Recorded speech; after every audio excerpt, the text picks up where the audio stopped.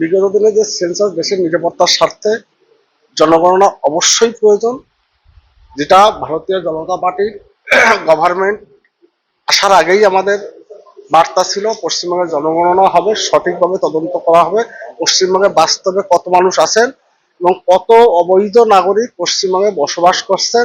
দেশের সুরক্ষার ক্ষেত্রে, রাজ্যের সুরক্ষার ক্ষেত্রে কোনো কম্প্রোমাইজ করা হবে না। যারা অনুপ্রবেশকারী অবৈধ নাগরিক তাদেরকে পশ্চিমবঙ্গ থেকে ভারতবর্ষের বাইরে বের করে দেওয়া হবে। গত বছর থেকে সারা দেশে জনগণনা শুরু হয়েছে জুন থেকে। এখানকার সরকার ইচ্ছা করে অনুমতি দেয়নি যাতে এই যে 91 লক্ষ নাম বাদ গেছে এরা যাতে ভোটার হিসেবে থেকে যায়, তা সত্ত্বেও বাঁচাতে পারেননি। তো এমনিতে জনগণনা 11 সালে হয়েছিল, আজকে কত বছর, 25 বছর 15 বছর হয়ে গেছে। অনেক কিছু পাল্টে গেছে, তার তথ্যই সরকারের কাছে নেই, সমস্ত যোজনা ফেল হবে এই জন্য।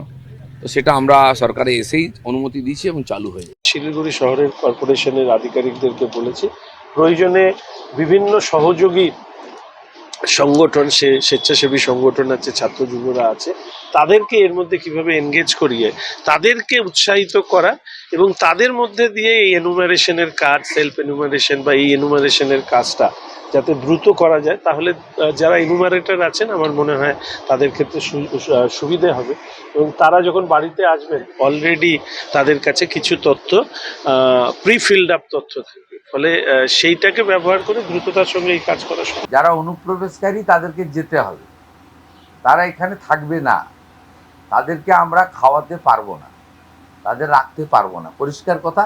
কিন্তু এখানে দু রকমের বিষয় রয়েছে, এক দল হচ্ছে অনুপ্রবেশকারী, আরেক দল হচ্ছে শরণার্থী।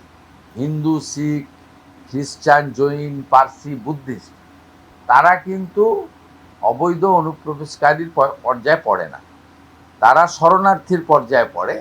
এক্ষেত্রে ভারত সরকারের 2019-এর যে আইন, 2024-এর যে রুল, তাতে খুব পরিষ্কার বলা আছে যে সিটিজেনশিপ অ্যামেন্ডমেন্টের আওতায় এরা শরণার্থী।